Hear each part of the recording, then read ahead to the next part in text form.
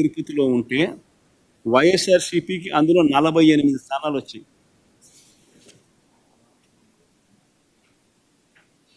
ఈ స్లైడ్ కూడా వేయగలిగితే వేయడమ్మా టేబుల్.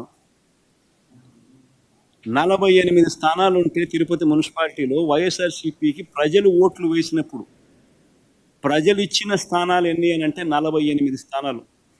టీడీపీకి ప్రజలు ఇచ్చిన స్థానాలు ఎన్ని అని అంటే 1 స్థానం. ఇది ఎన్నికలు అయిపోయిన తర్వాత 3 సంవత్సరాల తర్వాత జరిగిన ఎన్నికలు. ప్రజలు 49 స్థానాలు తిరుపతిలో ఉంటే 48 స్థానాలు వైసీపీకి ఇస్తే టీడీపీకి 1 స్థానం ఇస్తే వీళ్ళు చేసింది ఏంది?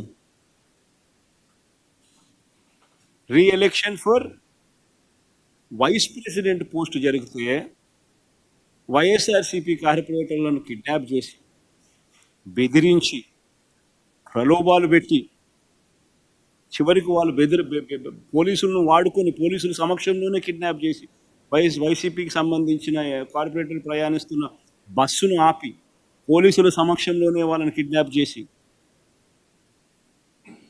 ఓటు హక్కు ఉన్న ఎమ్మెల్సీని సైతం కిడ్నాప్ చేసి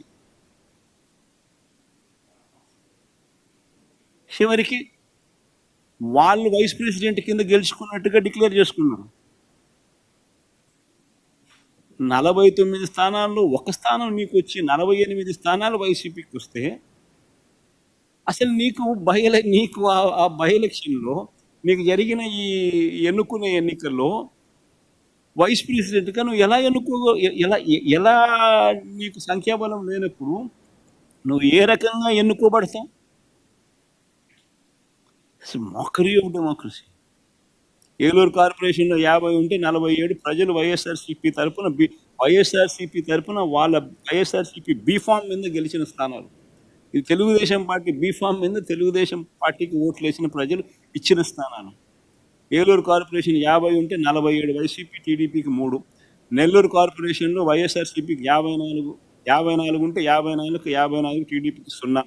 హిందూపురం మున్సిపాలిటీ సిగ్గుండాల, మన చంద్రబాబు నాయుడు బాగుమడదు అక్కడ, దాన్ని ఏదో గొప్పగా సాధించినట్టుగా చూపిస్తున్నారు. 38 స్థానాలకు ప్రజలు 29 స్థానాలు వైసీపీకి ఓటు వేసి కార్పొరేటర్లుగా ఎన్నుకుంటే తెలుగుదేశం పార్టీకి వచ్చింది 6.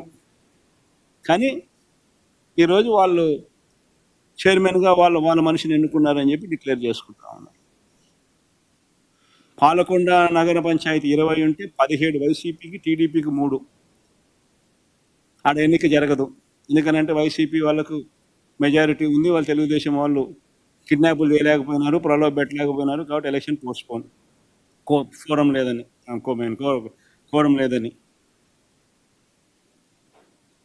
తుని మున్సిపాలిటీ 30కి 30 వైసీపీని, తెలుగుదేశం పార్టీకి 0. ఆడ ఎన్నిక పోస్ట్పోన్. ఎందుకు పోస్ట్పోన్మెంటో నాకే తెలియదు. లా అండ్ ఆర్డర్ సిచ్యువేషన్ అంటే అందుకని పోస్ట్పోన్ అంట. 1 స్థానం కూడా నువ్వు గెలవలే. నువ్వు ఏ రకంగా పార్టీలో నువ్వు వైస్ ప్రెసిడెంట్ కానీ ప్రెసిడెంట్ కానీ చైర్మన్గా ఎట్లా తీసుకుంటావో నాకే తెలియదు.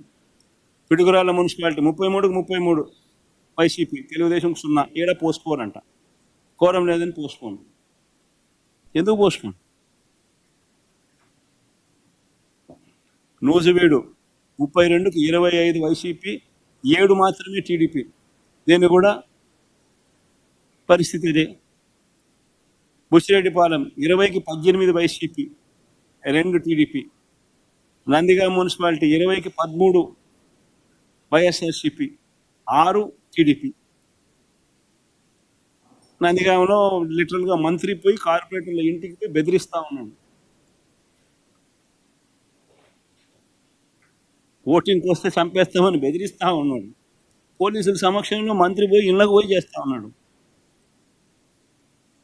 ఈ మాదిరిగా ప్రజాస్వామ్యాన్ని అధికారంలో ఉన్న వాళ్ళు ప్రొటెక్ట్ చేయాల్సింది పోయి కూనీ చేస్తూ ఉంటే అసలు ఎందుకు ఎన్నికలు జరపాలి?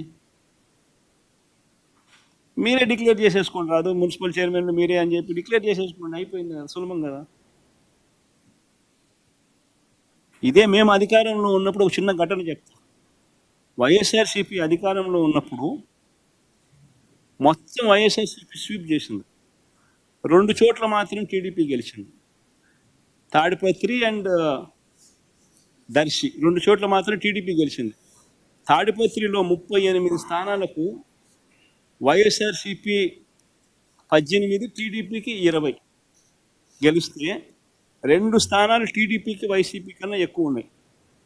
ఎక్కువ ఉంటే 2 స్థానాలు మేము తలుచుకున్నానంటే ఆ రోజు ఆ 2ని ఈ పక్క తిప్పేసి వైసీపీని సొంతం చేసుకుని ఉన్నాం ఆ స్థానాన్ని.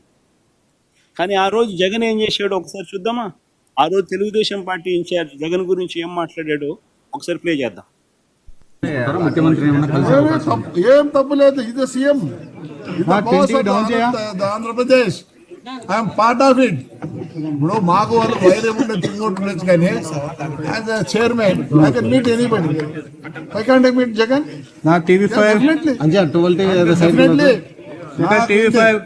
నమ్మకం, ఎందుకంటే వాళ్ళ నానే నన్ను పొగిడాడు.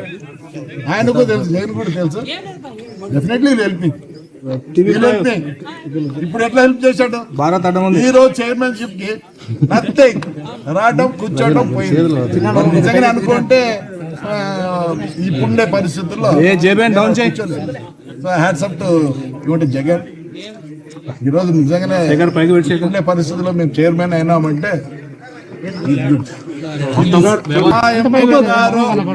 ఫండ్స్ తెస్తే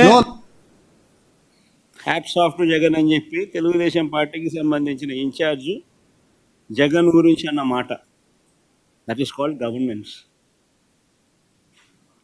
ప్రజాస్వామ్యంలో ప్రజలకు రక్షణగా ఉండాల్సిన బాధ్యత ప్రభుత్వాన్ని. అలాంటి ప్రభుత్వం ఎలా ప్రవర్తిస్తుంది అన్నది వెరీ వెరీ ఇంపార్టెంట్ ఆస్పెక్ట్.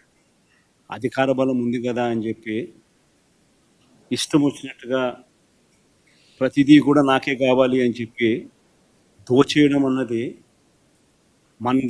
మనది కాని పదవులు కూడా మనకు రావాలి అని చెప్పి ఆశపడడం అన్నది తప్పు. ఈ పెద్ద మనిషి చంద్రబాబు నాయుడుకి జ్ఞానం, బుద్ధి రెండూ లేవు కాబట్టి రాష్ట్రం ఈ మాదిరిగా పరిపాలన చేస్తూ ఉన్నాడు కాబట్టి రాష్ట్రం నిజంగానే ఇంత అధ్వానమైన పరిస్థితిలో ఈరోజు. ఇప్పటికైనా కానీ